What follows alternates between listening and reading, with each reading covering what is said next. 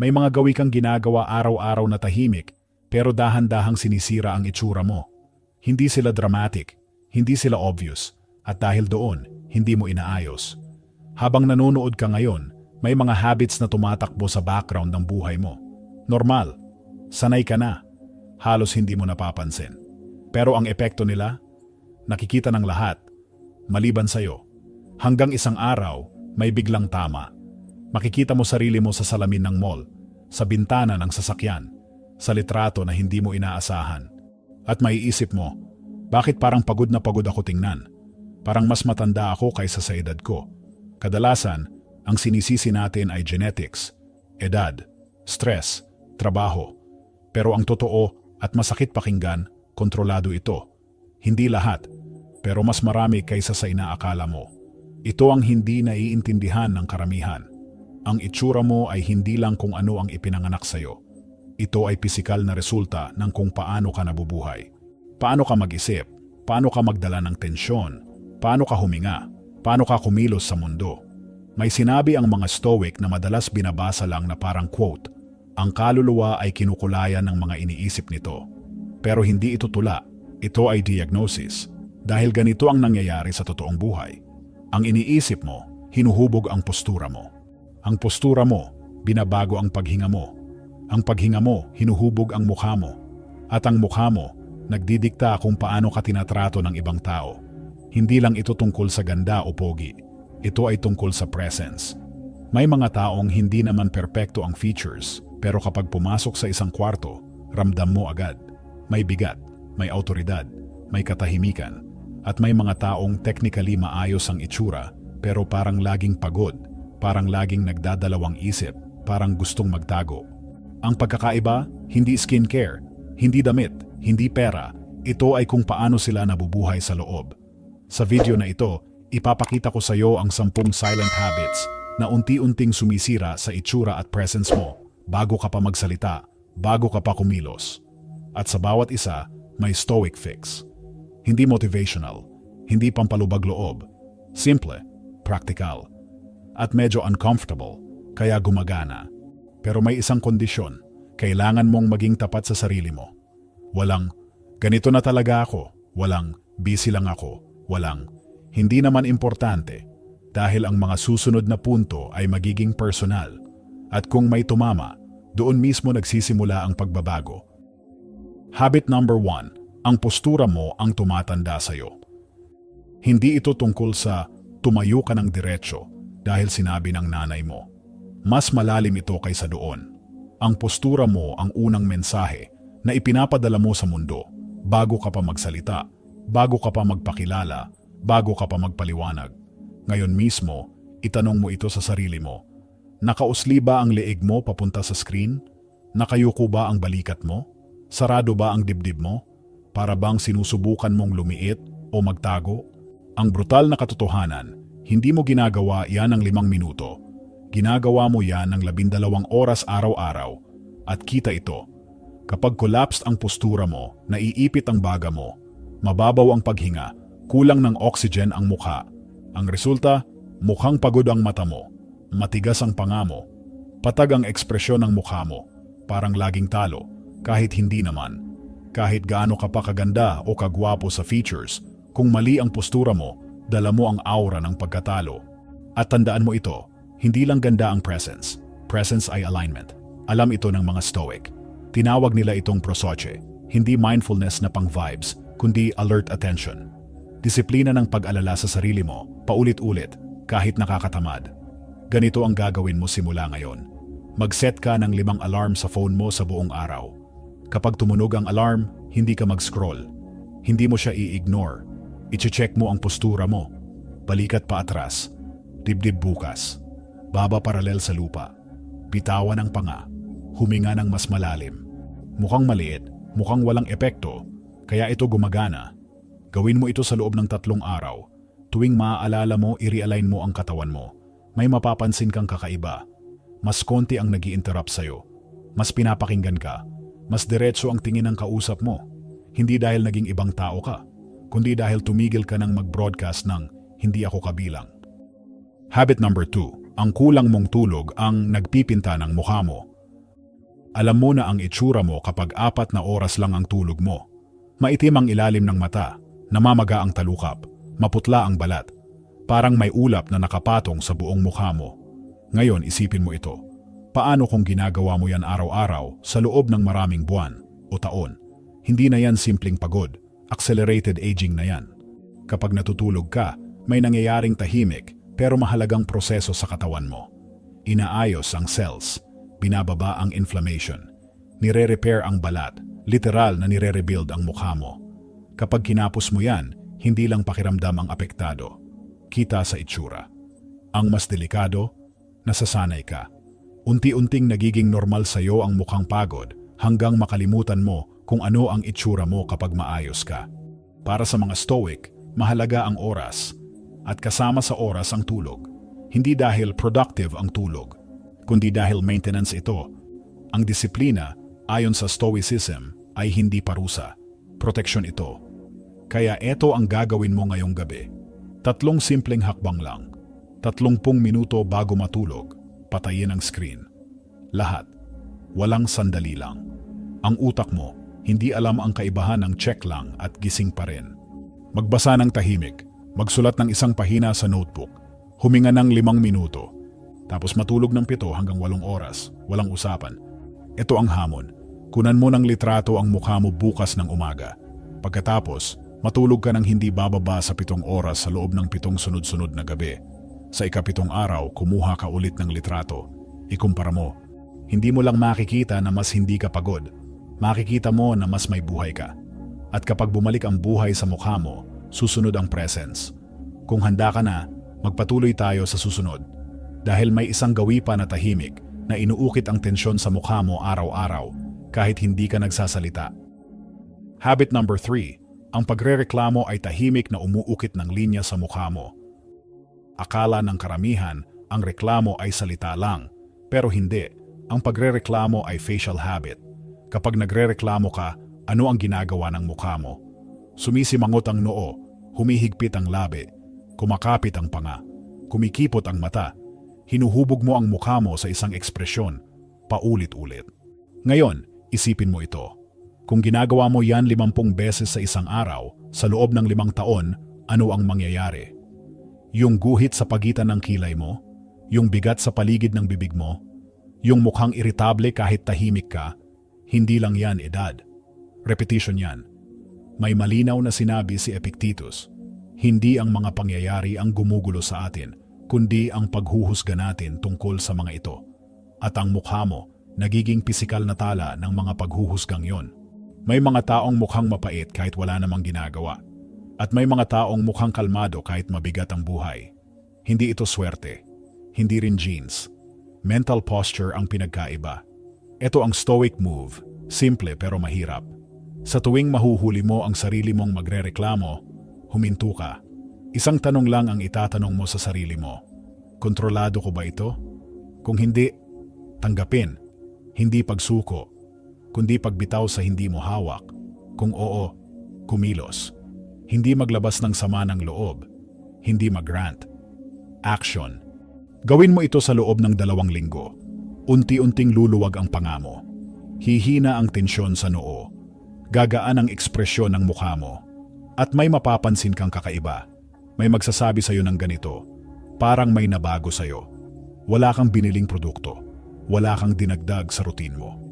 Tinanggal mo lang ang tensyon na matagal mong suot. At kapag tinanggal mo ang tensyon, lumalabas ang presensya mo.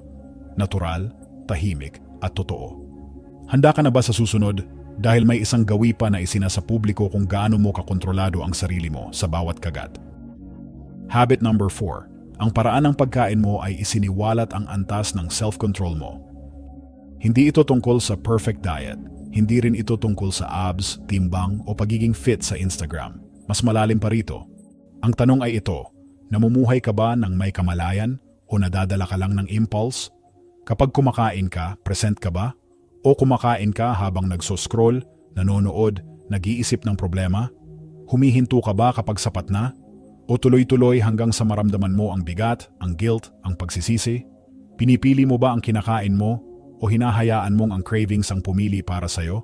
Sa bawat kain na ginagawa mo dahil sa boredom, stress or emotional chaos, may tahimik kang tinuturo sa sarili mo.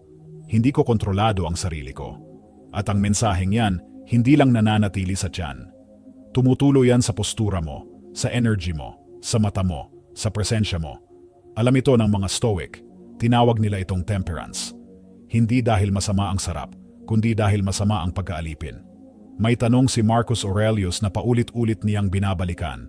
Ako ba ang may hawak ng sarili ko o alipin ako ng pagnanasa? Masakit na tanong, pero tumpak. Ito ang praktikal na gagawin mo. Isang mindful meal kada araw. Isa lang. Walang cellphone, walang TV, walang distraction. Kumain ka ng mas mabagal. Nguyain mo ng mas matagal.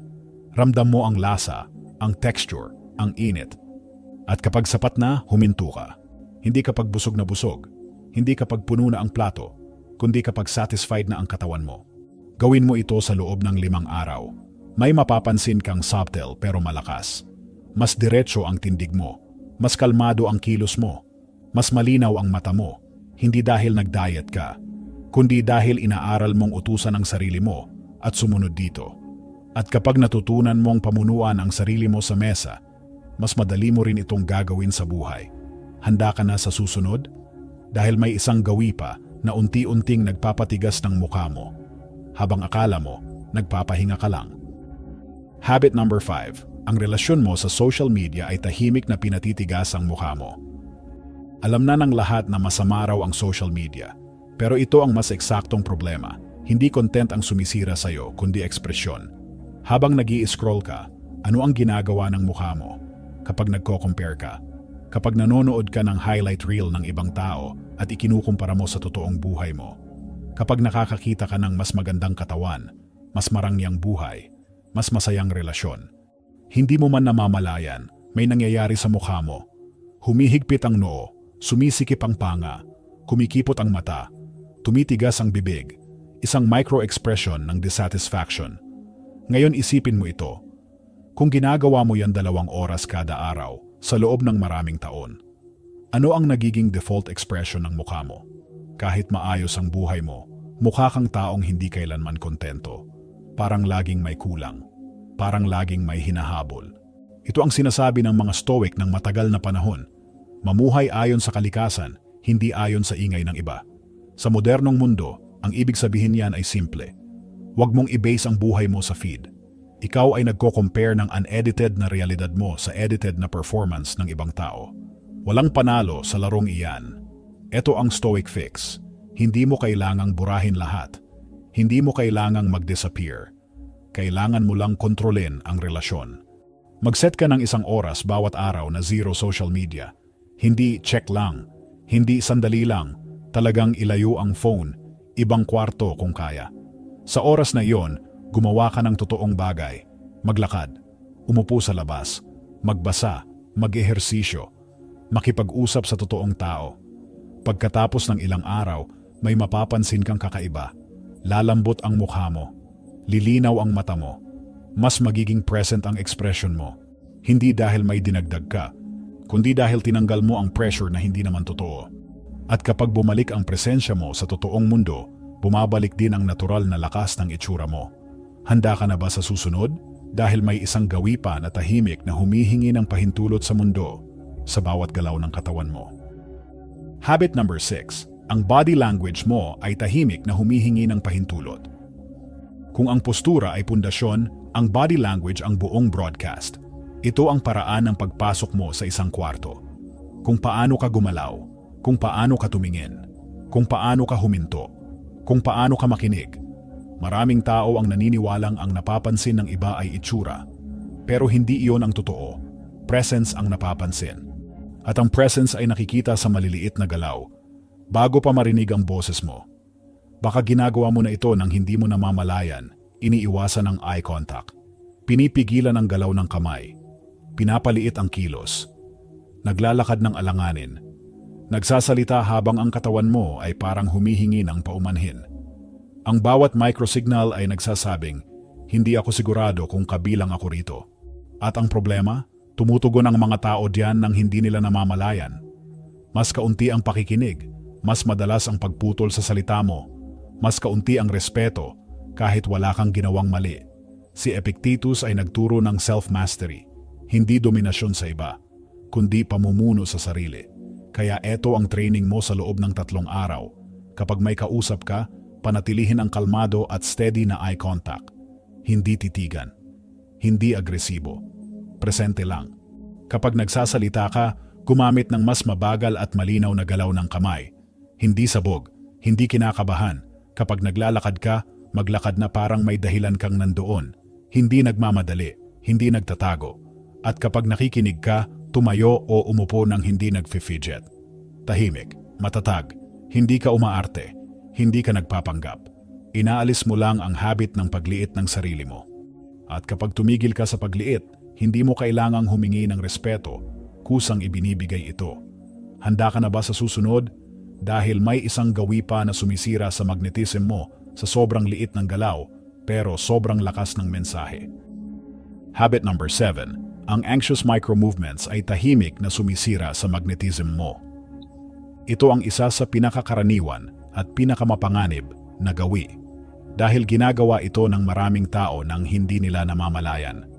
Pagkagat sa kuko, paulit-ulit na paghawak sa muka, paglaro sa buhok, pag-uga ng tuhod, pag-click ng ballpen, pagkuskos ng kamay, walang tigil na pag-aayos ng damit, maliliit na galaw. Pero malinaw ang mensahe: instability, insecurity, kawalan ng kontrol. At narito ang bitag, ginagawa mo ang mga galaw na ito dahil kinakabahan ka. Pero habang ginagawa mo sila, lalo kang kinakabahan. Isang tahimik na loop. Ito ang dahilan kung bakit may mga taong mukhang tense kahit tahimik lang sila. Hindi sila nagsasalita, pero sinisigaw ng katawan nila ang kaba. Alam ito ni Marcus Aurelius nang isulat niya. May kapangyarihan ka sa isip mo, hindi sa mga pangyayari sa labas. At ang kapangyarihang yon ay nagsisimula sa kamalayan. Hindi mo kailangang pigilan agad ang lahat. Hindi mo kailangang pagalitan ang sarili mo. Kapag nahuli mo ang isang micro-movement, huminto ka lang. Itigil ang galaw, huminga ng 3 mabagal at malalim na hinga. Ilagay ang kamay sa neutral na posisyon. I-relax ang balikat. Damhin ang paa mo sa sahig. Iyon lang. Sa loob ng 7 araw, gawin mo ito sa tuwing mapapansin mo ang pag-fidget. Unti-unti, may mangyayari. Mas hahaba ang mga sandali ng katahimikan mo. Mas kakalma ang mukha mo. Mas babalik ang steady na tingin ng mata mo. At mapapansin mo rin ito sa loob. Bumabagal ang isip. Humuhupa ang kaba. Hindi ka lang mukhang mas kalmado, nagiging mas kalmado ka. At kapag kalmado ang katawan mo, lumalakas ang presensya mo. Handa ka na ba sa susunod? Dahil may isang simpleng bagay na halos lahat ay minamaliit. Pero malinaw na malinaw ang marka nito sa mukha mo araw-araw. Habit number 8. Kulang ka sa tubig. At kita ito sa mukha mo. Maraming tao ang naniniwalang sapat na ang iniinom nilang tubig. Pero sa totoo lang, karamihan ay dehydrated. Hindi dramatic ang epekto nito, kaya hindi agad napapansin. Pero malinaw ang marka sa mukha. Tuyong balat, mapurol na mata, mas malalim na anino sa ilalim ng mata, pitak-pitak na labi, at isang uri ng pagod na kahit matulog ka, hindi nawawala. Pwede kang may skincare routine, pwede kang may magandang sabon, cream, or serum. Pero kung kulang sa tubig ang katawan mo, mukha ka pa ring drained. Ang katawan mo ay tubig. Ang balat mo ay umaasa sa hydration mula sa loob, hindi lang sa labas. Alam ito ng mga Stoic, kahit wala pa silang science noon. Para sa kanila, ang disiplina ay hindi pagpapahirap. Ito ay maayos na pangangalaga sa sarili. Hindi mo inaabuso ang katawan mo. Hindi mo rin ito pinapabayaan. Ito ang simple at walang palusot na tuntunin. 3 litro ng tubig kada araw. Hindi kapag naalala, hindi kapag nauhaw. Dahil kapag nauhaw ka na, late na iyon. Kumuha ka ng isang 1 liter na bote. Ubusin mo ito ng 3 beses sa isang araw. Walang negosasyon. Sa loob ng 5 araw, may mapapansin kang pagbabago. Mas buo ang balat mo. Mas malinaw ang mata mo. Mas buhay ang ekspresyon ng mukha mo. Hindi dahil may binili ka. Hindi dahil may dinagdag kang produkto. Kundi dahil tinupad mo ang basic responsibility mo sa katawan mo. At kapag maayos ang basic, kusang sumusunod ang iba. Handa ka na ba sa susunod? Dahil may isang bagay pang mas tahimik. Ang paraan ng paghinga mo na araw-araw ay hinuhubog ang mukha mo kahit hindi ka aware. Habit number 9. Ang paraan ng paghinga mo ang tahimik na humuhubog sa mukha mo. Karamihan sa tao ay humihinga, pero mali ang paghinga. Mababaw, sa dibdib lang, mabilis. Parang laging may hinahabol, kahit nakaupo lang. At kapag ganyan ka huminga buong araw, may epekto ito na hindi mo napapansin. Ang mababaw na paghinga ay nagsesenyas ng danger sa nervous system. Kaya anong ginagawa ng katawan mo? Humihigpit ang leeg, kumakapit ang balikat, sumasara ang dibdib, tumitigas ang panga, kumukunot ang noo. Ibig sabihin, hindi ka pwedeng magmukhang relaxed kung ang katawan mo ay laging naka-alert mode. Kahit gaano ka pa kaganda o kagwapo, kung ang paghinga mo ay parang laging may emergency, dala mo sa mukha ang tensyon. Para sa mga stoic, ang kalmado ay hindi emosyon lang, pisikal itong estado. Hindi ka pwedeng mag-isip ng malinaw kung ang katawan mo ay panay signal ng takot. Kaya ito ang gagawin mo. 3 beses sa isang araw, huminto ka saglit. Hindi kailangan ng yoga mat. Hindi kailangan ng tahimik na lugar. 10 malalim na hinga. Huminga sa ilong. Palawakin ang tiyan, hindi ang dibdib. Dahan-dahang mag-exhale, mas mahaba kaysa sa inhale. Pagkatapos ng 10 hinga, obserbahan mo ang mukha mo. Bumababa ang panga. Lumalambot ang noo. Nagiging mas malinaw ang tingin ng mata. Hindi mo pinilit, binitiwan mo lang ang tensyon. Gawin mo ito araw-araw sa loob ng 1 linggo. Mapapansin mo, mas kalmado ka magsalita, mas steady ka tumingin, mas tahimik ang presence mo, at ang katahimikang yon, ramdam ng ibang tao. Handa ka na ba sa huling gawi? Dahil may isang bagay pa na sobrang simple, sobrang natural, pero kapag kulang ka rito, parang nawawala ang liwanag sa buong katawan mo. Habit number 10. Kulang ka sa araw, kaya mukhang dim ang presensya mo. Hindi ito tungkol sa pagpapaitim, hindi ito tungkol sa vanity, at hindi rin ito tungkol sa beach body. Ito ay tungkol sa buhay. Kapag bihira kang maarawan, may nangyayaring tahimik pero malalim sa katawan mo. Nasisira ang circadian rhythm mo. Bumababa ang energy mo. Humihina ang mood mo. At oo, nakikita ito sa mukha mo. May isang klase ng grayness na dala ng taong bihirang lumabas sa natural na liwanag. Hindi maipaliwanag, pero ramdam. Parang laging kulang sa sigla. Parang laging may takip ang mata. Kahit kumpleto ka sa tulog. Kahit maayos ang pagkain mo. Kapag kulang ka sa araw, may kulang sa presensya mo. Alam ito ng mga stoic kahit wala pa silang modern science. Ang prinsipyo nila, mamuhay ayon sa realidad, hindi sa artificial. At ang araw, isa sa pinakapangunahing realidad ng buhay. Ito ang simple at walang arte na gagawin mo. 15 hanggang 20 minuto sa ilalim ng araw araw-araw. Hindi habang nagse-scroll. Hindi habang may earbuds at notifications. Telepono sa bulsa. Tumingin sa paligid. Huminga. Maramdaman ang init at liwanag. Hindi mo kailangan ng perfect timing. Hindi mo kailangan ng special routine. Kailangan mo lang lumabas. Sa loob ng ilang araw, may mapapansin kang pagbabago. Mas gising ang katawan mo. Mas malinaw ang isip mo. Mas buhay ang ekspresyon ng mukha mo. Hindi ito himala. Ito ay pagbalik sa natural na pinagmumula ng enerhiya ng tao. At ngayon, tingnan mo ang kabuuan. Wala ni isa sa 10 gawin na ito ang glamorous. Walang shortcut. Walang hack. Kaya gumagana. Dahil ang totoong pagbabago ay hindi ginagawa para ipakita. Ginagawa ito dahil may respeto ka sa sarili mo. At kapag may respeto ka sa sarili mo, kusang sumusunod ang itsura.